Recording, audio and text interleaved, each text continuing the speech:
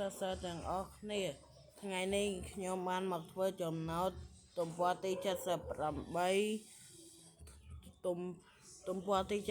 78ចំណោទលេខ22ក្នុងពិធីបុណ្យ3ថ្ងៃបូណាបានលក់អាវយឺតអពាក់កណ្ដាលនៅថ្ងៃទី1នៅថ្ងៃទី2លក់អពាក់កណ្ដាល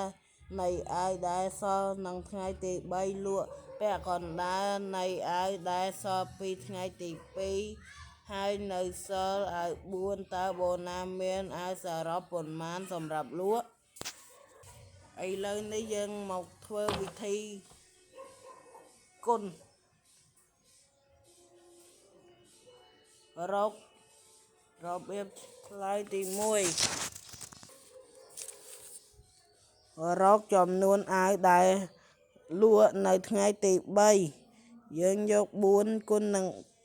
2ស្មើនឹង8អាវរកចំនួនអាវដែលលក់នៅថ្ងៃទី2